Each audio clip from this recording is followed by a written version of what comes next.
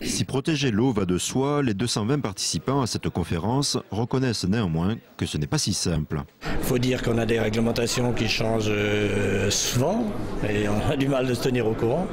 Nos parents, tout ça, ils sont pas encore trop sensibilisés à tout ça, donc ils font peut-être moins attention, c'est peut-être à cause de ça.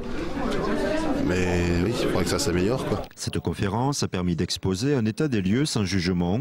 Dans l'Aube, sur 100 captages, 40% posent problème. Globalement assez dégradé, avec des polluants chimiques qui sont présents à peu près partout, des zones humides qui disparaissent. Ici, coopératives et chambres d'agriculture qui diffusent des conseils techniques aux agriculteurs ont une position commune sur l'amélioration de la qualité de l'eau. L'eau qui sort des parcelles après ruissellement et après percolation, on est incapable de dire si elle vient d'une parcelle conseillée par un conseiller de la chambre ou une nourricière ou de soufflet, donc on est nécessairement dans une problématique commune à ce niveau-là.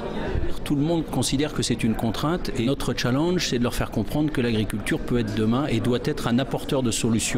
Bannir le mot contrainte et le remplacer par celui d'objectif, le plan Ecophyto 2018 prévoit une réduction des intrants, une nouvelle manière d'aborder le quotidien d'une exploitation agricole. Il y a eu peut-être des excès de fait, il faut aussi reconnaître quelquefois ses erreurs. Pour maintenant essayer de rectifier ces erreurs, ça va être sur le temps, revenir à une eau bien sûr consommable avec moins d'azote et surtout moins de phyto. C'est les deux enjeux qu'on a à relever.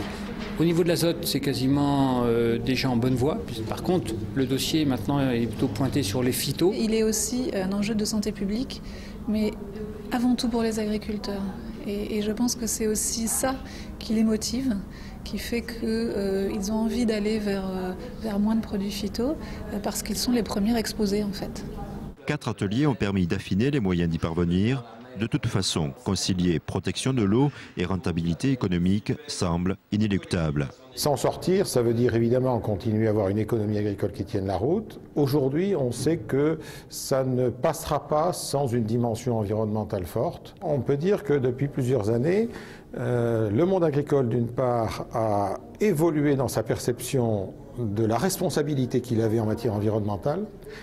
Et je pense aussi que la société, en tout cas les plus raisonnables, ont évolué dans la perception qu'ils avaient des nécessités économiques du monde agricole. Donc on est en train un petit peu de se rejoindre sur cette notion un peu galvaudée de développement durable. Le déroulé de la journée traduit bien la nécessité de faire le compromis entre les nécessités économiques, écologiques et sociales. Cette réunion a permis de fixer l'objectif de rétablissement des eaux souterraines en plusieurs étapes entre 2015 et 2027.